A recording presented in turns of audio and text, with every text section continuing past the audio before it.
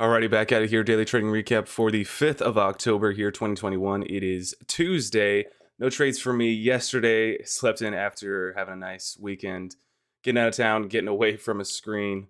Of course, I couldn't resist pulling up charts just a little bit, but did a great job. And this was a great opportunity to just have that break away, just refocus the mind, get into nature a little bit, come back to the market fresh today too. And boy, oh boy, coming into today just felt totally more improved upon that mental state. I could feel those demons, just those little urges and pulls to get back in the same type of mindset and little idiosyncrasies that put me back just a little bit more every single day. Of course, because I'm coming kind of pretty much as soon as I wake up, just right into the markets. And if I'm not set from the get-go, then it becomes just a little bit of trouble establishing myself and understanding that, hey, I'm going against the best traders in the world. Like this is a cutthroat field of job expertise, right? Of like, you got to be prepared on your A game, and being able to just have that perspective along with me today of, hey, get rid of the other temptations and understand when those temptations come, I am stronger than all of those. I can fight those off. And this was just a great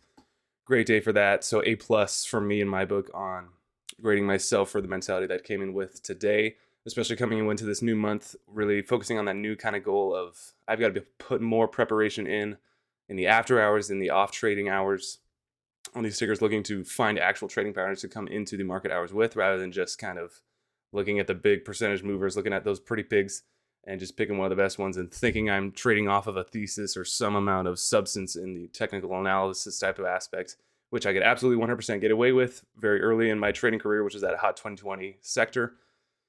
But I just want to get away from that as far as I can, because as we're slowing down this market, and then this market is, of course, so different than that 2020 market, then that is not me as a trader. And my mind, too, I've mentioned this so many times in my trading recaps, that my mind works so much better and is so much more at ease when I come into a trade with it already marinating pretty much overnight, the entire pre-market in my head before the actual trade ever even unfolds, too. So kind of predicting the future that way, putting that more and more in my head too, and establishing that more and more myself as a trader. Pretty awesome, great to see. In that aspect, not really A plus trades for me today. And of course, again, redefining what I view as a single for a trade. It's so tough because I was continuing to just hold on to that idea that a trade for me is only really defined as a good trade if it's a 10% or above trade. Like that's 10% is like the minimum that I was holding it to, for whatever reason why I picked that number as the block of like, oh, I shouldn't even be taking a sell before that 10% point, because it's not even really considered a trade. I'm just scalping at that point, which in a sense is not, because then I look at all these other traders with the big account sizes, and they can make hundreds, if not thousands of dollars a day trading those little 3%, 4% moves. And right, I don't want that to be my repertoire of trades. It's like I'm just taking the quick scalps of 3 and 4% moves. I don't want to be continuing that process, because especially with my risk reward, I want to give it more room to the downside, to give it more room to the upside, different variables like that too. I don't want to be so narrow risk ratio, right? But I mean, today too was a great trading day, and I think totally different from what I would have been doing in the past too. And I wouldn't have been taking profits where I was today too, and I ended up with a nice little pat, like very, very tiny P&L day, but just a push in the right direction. Those are the steps that I need to be taking. So going into trades today on TISI and GROM, I think going back maybe a few weeks, if this was the same, the same me back then, but the same charts that we had today, I probably would have had a red day today, just from trading USEG, trying to play the dip and rip that ended up failing. But now coming into today a little bit wiser, knowing that, man, I think it's a lower probability that actually happens. Whatever characteristics it was, the pre-market didn't look too hot on that USEG. I'm going into this before we do some other housekeeping on the day too. So it's just a tough dip and rip call for me too, even though it was looking pretty decent around this time frame, this 10:30-ish point two. You get these little tiny fake outs, but curling pretty decently back to view up, but then ended up failing. I could totally see myself, and I think TUI actually was in on this one. I've actually signed up for that. Stocks to Trade sent me an email that I get another 28-day free trial, and you get all the chats for free, the small cap rockets, the breakouts, breakdowns chat for free in that 28 days. So I was like, God, you pulled me in again. I tried it originally at the very start of my career, and I really didn't like that Stocks to Trade platform. So I ended up moving away from it, but they reeled me back in just to give those chat rooms to try to see if, what they're talking about, get more insights into those guys. So I watched Tui trade this one live too, and even at that point, I'm going, man, I can see what he's seeing, and I totally feel the same thing, but it's just that little thing. I even came into, mentioning my rule with this one. I came into the market day saying I could think this one could dip and rip. It's certainly that dip and rip quality of the volume it was bringing in, percentage move it is on the upside. Every factor, I think it's a low floater. I'm not going to pull it up again because I don't really care to, but just how far, kind of just getting that intuition, that just feel of it for how many times I've been in and out and screwed over by these dip and rips. That sometimes it just don't work out. And this one, for whatever reason, was hitting those little synapses in my head to say, God, just don't fool around with it. Just let it be. If it does go, awesome, sweet. Yeah, we learn from it and we do it. We apply that to the next one that comes. But we were kind of proven right on this one of how it failed, and it ended up breaking that low a day around that failed dip and rip, reclaim a VWAP attempt too, and just kind of suffered the whole rest of the day too. So great non-trade of that one and moving my focus over to different ones. With that being said, let's get into other housekeeping. Gas sector, oil and gas sector yesterday, crude oil's hitting like all-time highs. So we're seeing a lot of oil and gas sector runners, which should have mentioned yesterday, but no trades on me on the day yesterday for me. To talk about, SPY was looking like it was going to roll over. I love to see this, and I think Chris actually even got short. He had a nice short trade here, and even before market hours, I was thinking short as well too for how well we reclaimed after such a hard day yesterday. I was thinking, man, we could put in another red day today, because that pre-market over and over again, I just feel like loves to put in that nice moves. Pre-market and after hours always puts in the higher percentage moves for some reason, and then market hours always will tank it. Pre-market, after hours, I always see as more upside movers. And I think there's even historical data to well beyond and above confirm that of the percentage moves to the upside that happen in pre-market after hours versus actual market hours, where kind of real selling comes into play. So totally proven wrong on that one. We got a 1% update on that. A little bit hard into the close here to the downside. So not like the most confident that it's just going to be a quick reversal, but not so confident to say that this is just going to continue on harder or panic harder down. We are getting a little bit more volume. VIX is coming into well above 20s as of right now, sitting around that 21, 24-ish area around this range too. So having that nice volatility. We'll see if anything happens more in that regard for maybe potentially looking back to the options style of trading within the first few minutes of market open that I used to do in the past. That was kind of sketchy, kind of gunslinger-ish, but did have some nice profit opportunities if you were careful and if you were well informed on what these patterns could play out to be in the crazy kind of volatility within the first few minutes of market open. Let's get over dollar volume on the day. NASDAQ, $150 billion volume. We're 50 minutes after the close. Incredibly low dollar volume. It's just been kind of slow in the market. $226 billion on the NYSE. OTC market's $2.2 billion volume. Yeah, small cappers in the NASDAQ just not running. Nothing really hot or pressing for me to trade in pre-market that piqued my interest hard, and I think a lot of other of the big names could say the same thing. I was really looking for TISI as a potential short. That same type of pattern. Of course, I'll get into it because I did actually trade it. PED for a third day surge didn't actually end up doing anything, but the daily was looking nice. Not the most awesome dollar volume mover, but if volume was coming in today to step this thing up, we could have seen a potential volume perk. We would have had to get close to that 40 million point at least to push this thing closer to that 2.4 break, potentially from that first day push. Nice little low floater. I believe that was a low floater. Let's just double check on that one here. And they also had, this was an oil and gas sector play as well too. So moving along with that, yeah, 15 million floater. They got a 424B5 out as well that they put out at 6 a.m. Eastern Standard Time today. Which I was surprised to see how it was holding so well too with that offering. So I was just interested in it to see if it was going to have any reversal in that, but nothing came of that. PALT, I was looking for the first green day push. Did not come, just immediately tanked out of the open. Looked like it was coming strong and then kind of faking out some shorts and then just ended up dying even harder the whole rest of the day as well on that. And then USEG, like I mentioned, for the dip and rip. As I'll go into with these two trades, I've got emphasize more. The next steps for me are going to be far more strategic entries and exits. I'm identifying the trades and putting in the work for pattern recognition, seeing what's really out there. But when it comes to the execution of that itself, man, I feel sometimes it's not like I get so chasey with these ones today, especially too, but sometimes I seriously want to get better executions, and being able to predict the moves from the far before they actually happen is going to be far better suited, especially to my mentality.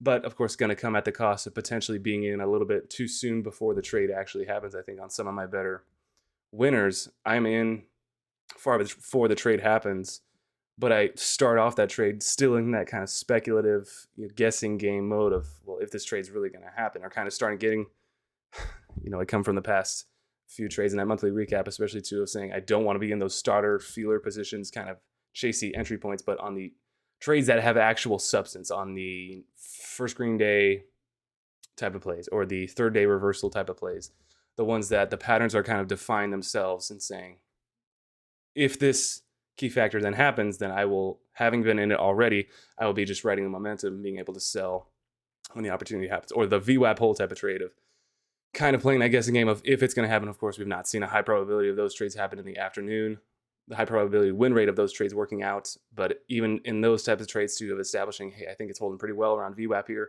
I don't think the move is actually confirmed yet, but I'm kind of starting in with a small starter position to see if it will play out, and then maybe potentially size up more if we get that actual confirmation too. So playing around with that too, but also the fact for me that I got to be in committing myself to that one specific entry to an extent, to because focusing on what is the appropriate entry point,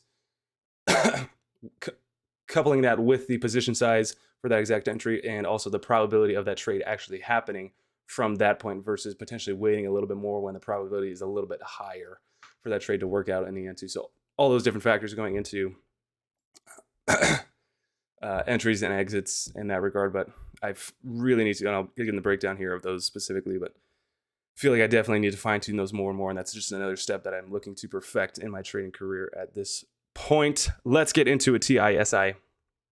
TISI. This is a pattern I definitely want to start hammering more and more. And I was hesitant to trade this one today too, because I have not traded this pattern in a while.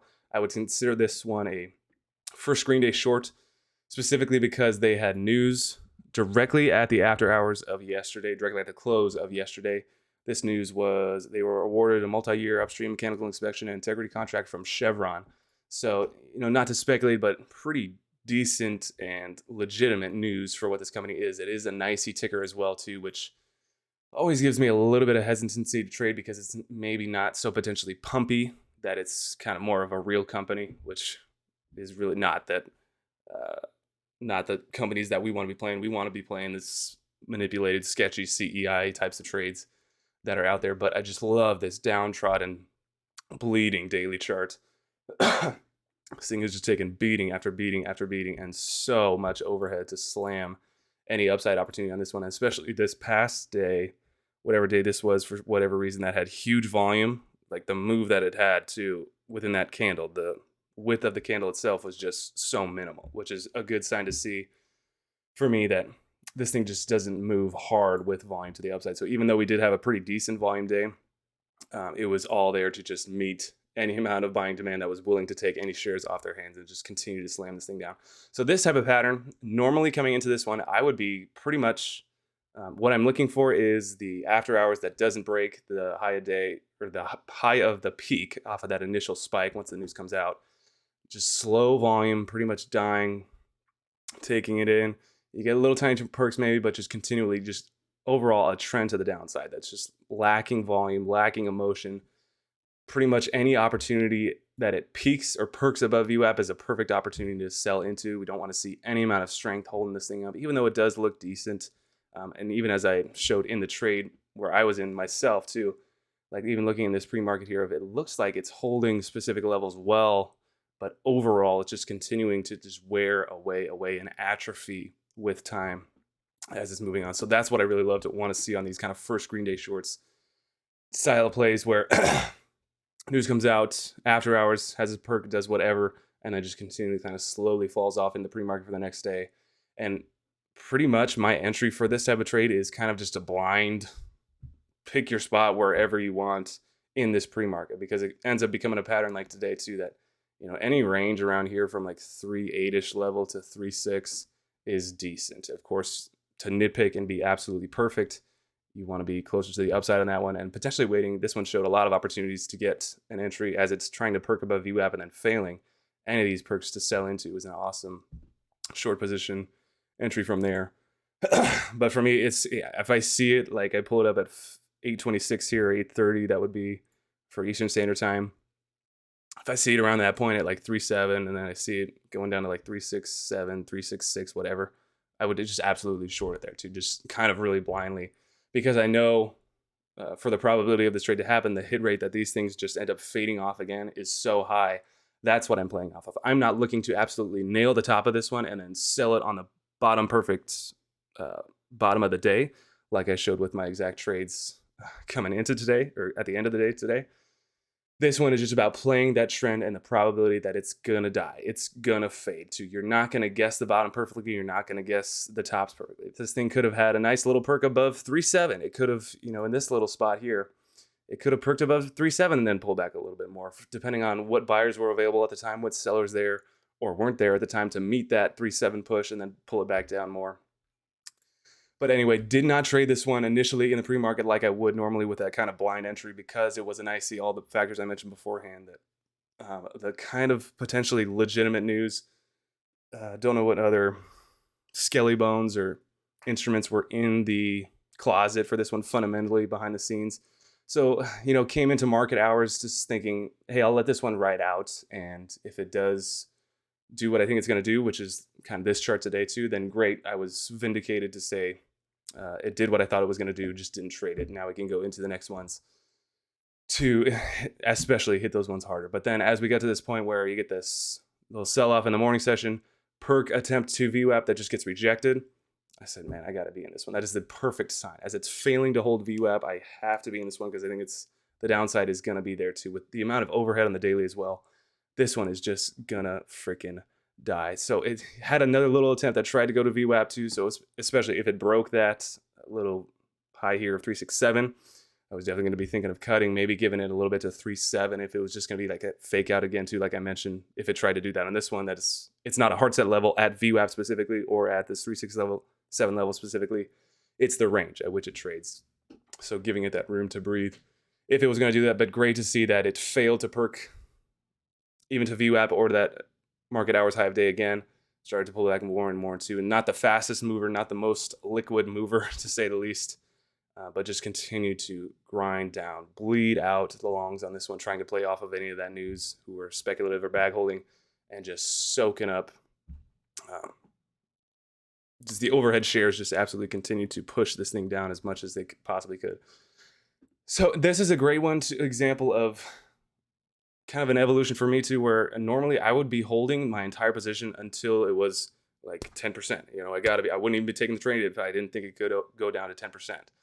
But this was a great move here. As I see it, we get in this nice little consolidation move. Then it finally has a hard little break and flush with big volume down to 3.5, that key level. That $half level, right around that low of day previously too. So I say, okay, this is a nice opportunity to take some off of the plate, give myself a little bit more comfort, go into the rest of the day. Because if it does a little bottom like this, I've seen this time and time again where it does end up finding a little bottom. And if that little bottom ends up happening around this 3.48-ish area, 3.5-ish area, and then just does nothing, peters out the whole rest of the day too, then I'm going to feel like an idiot if I'm having to cover back as it breaks my entry point, because I'm just not willing to hold through that sketchiness, or it's just boring me to death too, and I don't want to hold this one. Going into it, I knew it wasn't going to be a slam dunk, blow your socks off speed type of trade immediately after my entry. But those are just the different factors of kind of the evolution for me too, of saying, hey, this is a good opportunity to sell. And I ended up only actually, I think on that initial flush, I only covered like 10 shares of my 100 shares. I had a 200 share position total on this one. Of course, keeping that position size just a little bit to the downside, because like I mentioned, not so confident for this first one again that I've done in a while on this one. So try to cover the first half really at this flush here. I got 10 filled in that minute candle. And then as it came back down again, that's when I got the rest filled. And I didn't even realize it at the time. As it flushed down, and then it made the sound again that I got filled. And I was like, wait, what happened? And then I realized, oh, I only got filled 10 shares. So potentially trying to take a bigger position size on these types of trades may not be the most fruitful. But if I'm strapped in, ready to go, and ready to cover trading these more and more and getting more experience in them, I think sizing up that position size to $10,000, $20,000 is not going to be a huge detrimental issue, especially when it's trading. I mean, there's a $10, $11 million volume on the day. So not like I would be totally screwed out or trying to push something, trying to find buyers that aren't there, being my own market maker, but just keeping that in mind too, as I want to, especially bump up those position size in this one, being careful of that, cognizant of that as well. Then we finally just trimmed down more and more, kind of picked 3-4 as the next point and got a nice flush to there too. It ended up going just above 3-3 for the flush. And I ended up having my order actually at 3-4-1 too, playing the exact same game as what happened at 3-3 here for this point. Doesn't actually come down to that 3-3 level. Maybe you have a few bidders that are sitting at 3-3 and it never actually hits 3-3, but you get like 3-3-1. So my order for this was 3-4-1 for this exit, knowing that, hey, I do not want to be missing my exit for this one by 1 cent. That's just so stupid. It would be so frustrating to come back to look at this one if I was walking away from the computer and seeing that I didn't get filled by 1 cent. If I had an order at 3-3, for example, I thought that was going to happen at 3-4 potentially, but being careful in that too. And having traded these a few times in the past, knowing that that could potentially happen, I think that's a good practice going for me forward, especially as well in that one. So in total, 3% trade for me on this one. And yeah, I can come back to it and say that is in no way, shape, or form a slam dunk. And really, has me wanting to be that alpha dog or whatever statistic I want to see or represent, or just destroy the competition. It's like 3%. Why are you waking up in the morning for 3%? But 3% on $25,000 position is at $750, right? Is that math even close to correct too? Did I just do that in my head? I mean, that's not nothing shy to shake a stick at, but if the liquidity is there, if the trade opportunity is there too, that's how these big guys make the money. That's how small singles add up over time, continuing to develop the process like that one. So though the P&L today wasn't the most awesome on this one, and even that percentage move of 3% isn't the most like, oh, you're awesome, took a 3% trade. It's the probability, it's the win rate, it's the predictability that you can do this day in and day out, potentially with bigger size. That is the big factor in all of this on that one. And then GROM I also traded. This one initially was also a kind of sympathy to PALT as it was running for the kind of sector play, especially holding around as CEI on that. Just getting into those sketchy biotechs that kind of love to run with one another. I typed in the wrong thing. Let's look at that one. Yeah, this is not a healthcare company. This is just that sketchy kind of content creation type of thing. Regardless, the daily on this one too just was looking great of how it was holding these kind of levels, maybe wedging a little bit too. We're looking for any amount of volume push to the upside on this one. Looking at, let's do a 30-minute here. Kind of had this little bit of a sell-off on that Friday trading day, but still holding these levels, kind of putting in bases, bouncing a little bit more and more. This was a little bit of a TUI follow. I saw, of course, in the chat room that he was very much so eyeing this one, looking to trade around a 3-4 break to the upside. He was pretty confident in this one, and the opportunity was. So I saw the opportunity, and I recognized what he was seeing too, so kind of just took a little bit of a stab at it. This was another 200 share position trade on this one.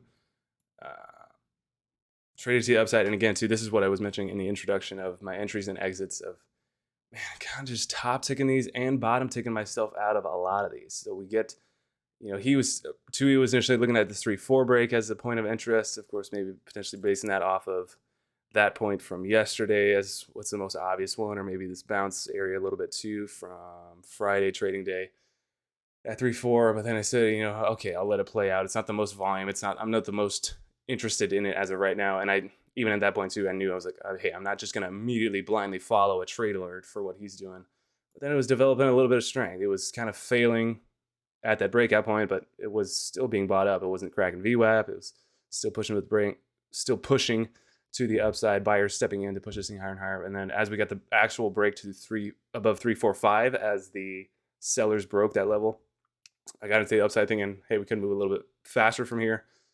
Fake out really attempt on that candle per se, but still kind of chopped around a little bit, but then actually had a nice move to the upside. That was, again, here we are at not the most biggest percentage moves. Like in reality, if I was trading this in the past too, I'd be thinking, I'm not touching this thing until it hits $4, right? Of This thing has got to have that big percentage move. It had the big percentage move on that first day. What is $4 for a what should be a nice squeezing of any potential shorts that are still holding from that first day that and they're now looking to cover because they're kind of bored with it. So initially looking like saying in the past, I know I would have been saying I got to be waiting till since my exit tree is 3.4, I got to be waiting at least till 3.7 to maybe even 3.8 to be looking to take off any amount of shares.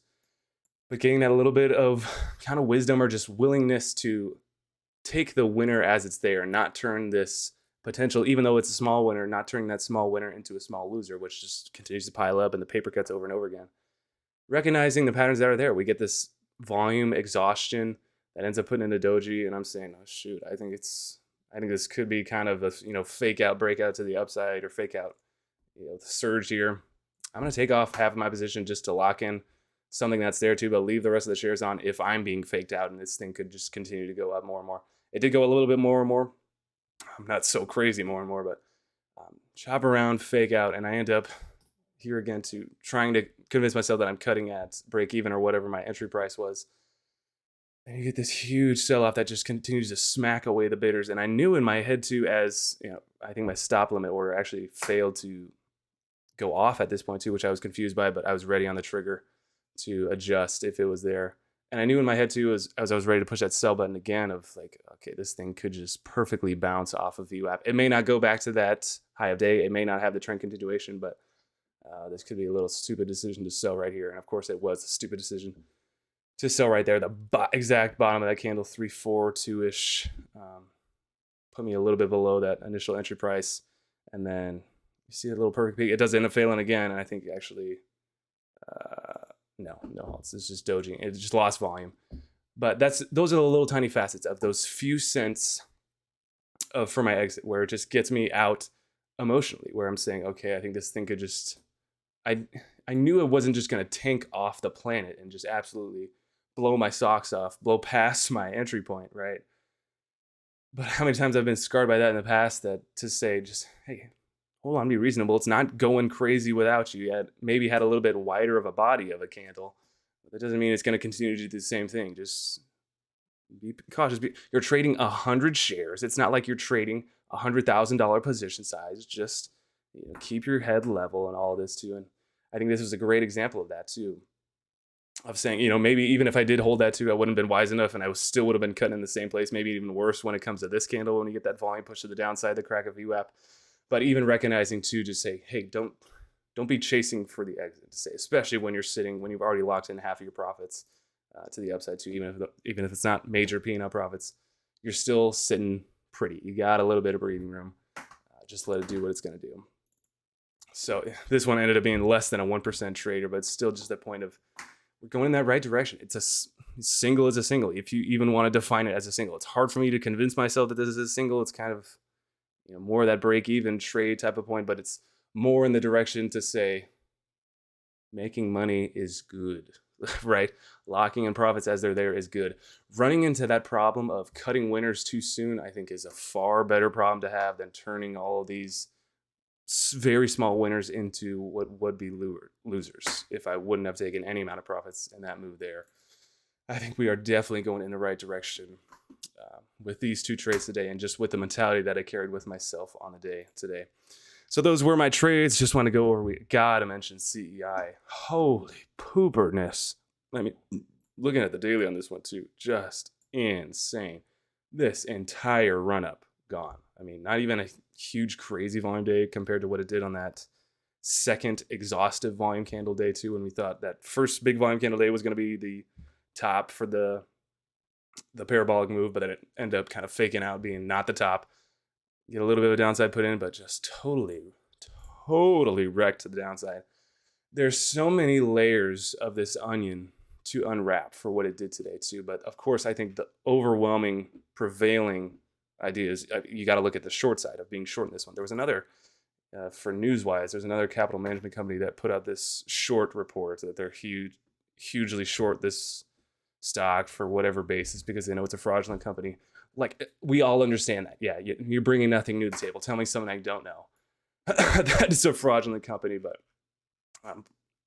It's so surprising to me, even for this point, to this point in trade, of as it breaks that low of day once again, too, for how far it already is kind of off of VWAP, for how far it's down on the day from that open price, from that $3 points. It's thinking, okay, it could just continue to slowly peter away too, but you get a halt to the downside on this. And how many times it freaking halted? It was like 30 times this thing halted throughout the day, and different time periods of halting between two. Like this very first halt was a 15-minute, and then you get a 5-minute, I think. Just it varied for some reason. I don't know why that was, but huge gap down after this first halt. I think this was the very first halt to the downside. Huge gap down, then it halt there, gaps down again, halts into that, another gap down, then the dip gets put in, the dip bottom.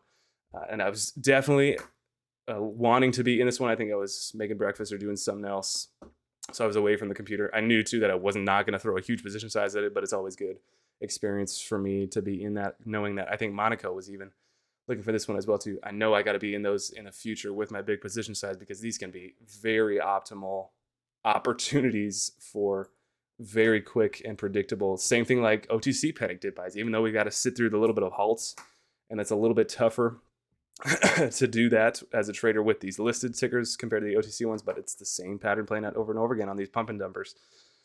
Really nice percentage move, not like slam dunk compared to what the downside was on it, but I mean predictable. Even though it's halting, you get a halt here. I think that was the only halt on this dip. So a halt initially out of that dip. Even buying this doji, if you're able to get like a 165 even, selling it to, if it's coming up to 1.8, that's the 20% even, right? Yeah, whatever that math is. A decent percentage move, even for how small that was. Comparing it to what it did the rest of the day on the sell-off. I mean, that's what you got to be looking for. To keep those blinders on, to say I'm sticking to my percentage moves, understanding what is the trade sending, what is the trade saying, what the chart is saying, the level 2 action, even though it's crazy, it's so all over the place. The tape is printing like a freaking madman. Nobody could read that one for how fast this thing was moving, how many trades we're going through. Interesting to see that it was only $1.3 billion volume in the day, $790 million or 790 volume itself. So not like anywhere around the peak or wherever the biggest day we were for dollar volume, but still decent. This was a panic day for sure. There's no way this thing reverses hard or comes back after that substantial loss. That was pretty exciting to see that hard of a move and that hard of a push to the downside. And again, like I mentioned, of just so many layers to this onion of how you could play this thing on the backside of this dip by shorting again here as it's folding off, kind of rolling off a little bit more, breaking down again to the low side, halting again here. How many halts there were in between here and here, halting here again, halting to the upside here, halt to the downside here. The layers of shorting as it's failing to come back, as it's reclaiming, coming close to touching VWAP, shorting there again too, covering into this little bit of a halt. Whatever it does after. Great chart to keep up. And I think the best, if I'm truly learning how to trade these types of charts, it's got to be, you got to go through the on-demand and watch this thing live through the playback feature. It's talking about it and looking at a chart really does a little bit of justice, but doesn't do it to the extent of what actually happened tick by tick and the emotions going into, especially factoring into having to sit there and wait for the halts to happen and where your mind's going at that point, what you're having to think around there when nothing is happening on the chart itself too. So great one to mention, great one to highlight for the future. And then some other tickers. GTE, I just wanted to mention as a nice little breakout. Pretty huge float, but also an oil and gas sector play. Just coming off of this cupish pattern here around this technical high. This is sub-dollar stock, of course. But you get a nice percentage move pretty much out of the gate from the morning session. It's not like the most volume or most confident one for the volume push to the upside, but the trading block is there, 10% block there. Wait for a little bit of pullback. You got more just above that dollar mark too, which of course is always a magnet, that whole dollar mark of $1 especially too. So that was a little bit of a magnet that pulled it a little bit higher and then pretty much failed right after that. Continuation attempt above $1. Pull back to VWAP, more downside. Whatever, blah, blah, blah. BMRA. Also wanted to mention, again, not a slam dunk, awesome dollar volume mover, the most volatile percentage mover, but third day surge style play had a nice move with big volume day to the upside on the first of this month, and then it was a red day, and then just more of a sell off kind of rest day yesterday. Even though that first day too, just consolidating, choppy, not really awesome to look at. But you get this consolidation above VWAP. Volume comes to step in a little bit at this point. That's $6 whole dollar level. Is a great little entry point if you're missing that consolidation move. If I wasn't, which I was not watching this thing too, I just pulled it up later. But then looking for those 10% blocks. You get the 10% block here from 6 to 6.6, comes back again, consolidates a little bit more around that point, around that high day area, get this little bit of wedge. Another push to the upside, great opportunities to sell into for that kind of more predictable, probable trade in that sense to look at for the future. That is all I had as of right now. Nothing hard on the watch list. SNMP kind of on watch list to see. Could do some nice things here in the after hours, but looking good on the daily as well too for what this volume is. The volume profile looks a little bit cleaner than what shows on here. That let's look at the daily here. This kind of 127-ish area, if we go a little bit further. Yeah, right as it's coming around this little peak as well here too. If we get that volume coming into the upside, I think it's pretty clear skies, at least for the meantime, because even though it's obviously technically overhead resistance at this point, it doesn't show that in the volume profile sense. Do we get this biggest volume day? Is this doji here that only had a high of 144? So if we're able to attack around that level, then pretty much everybody is home free, or the only people that are out of the water are the shorts, which of course them covering pushes the price higher, which is what we want to see. So super low floater, 10 million floater. I think this is also an oil and gas play too, so kind of piggybacking off of that factor as well. Apparently short sale restricted as well too, which could be a good factor going into tomorrow. So just keep my eye on it. As of right now, that is all I had. I thank you guys for watching. 36-minute video. Jeez, that's a long video. We will catch you guys on the next one.